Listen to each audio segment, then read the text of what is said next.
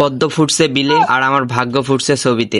পদ্ম বিলের পানিতে পদ্ম কম, আমাদের ছবি তোলার পোজ বেশি। সো গাইস, কয়দিন যাবত ধরেই ভাবতেছিলাম আমাদের এলাকার পাশে একটা এলাকার মধ্যে সব পদ্ম বিল আছে। পদ্ম বিল দেখলেই নাকি অনেকে যায়, অনেক ভিডিও শুট করে। এজন্য আজকে আমরাও যাচ্ছি, আমার সাথে একটা ফ্রেন্ড যাচ্ছে। তো ফ্রেন্ডের জন্য এখানে দাঁড় হয়ে আছি। আমি আগে আগে চলে আসছি একটা রাস্তার মধ্যে, ওর বাড়ির সামনে আমি দাঁড় হয়েছিলাম। তো এই ব্রিজের মধ্যে বেশ কিছুক্ষণ দাঁড় হওয়া থাকার পরে আমার ফ্রেন্ড চলে আসে। এরপরে আমার ভাঙাচোরা বাইকটা নিয়ে আমরা কিন্তু পদ্মর বিলে চলে আসলাম। আজকে পদ্ম বিলে আসার সময় একটা পুরোনো ফ্রেন্ডের সাথে আমার দেখা হয়ে যায়। ওর সাথে গল্প করতে মজা করার পরে আমরা পদ্ম বিলে চলে আসলাম। তো পদ্ম বিলে এসে তো আমি একদম অবাক হয়ে গেছি। এখানকার একদম একটা ফুলও নাই গাইস। এখানে যারা আসবেন তারা কিন্তু একদম আমার মতো কান্না করে দেবেন গাইস, কারণ এখানকে আসার জন্য আমি অনেক অনেক চেষ্টার পর আজকে আসছিলাম। বাট এখানে মাঝিও নাই। নৌকার মধ্যে একটা নৌকা পাইছিলাম, মাঝি নাই। তো মাঝি ছাড়াই আমি নৌকায় একটু চড়ছিলাম, নৌকাটা তো একটুর জন্য ডুবে যায় না গাইস। যাই হোক, এরপরে একটু আমি হাঁটা শুরু করলাম মাঝখানে যাওয়ার জন্য, যেহেতু নৌকা পাইলাম না। নৌকা পাইছিলাম কিন্তু এটা তো ডুবে যাচ্ছিল।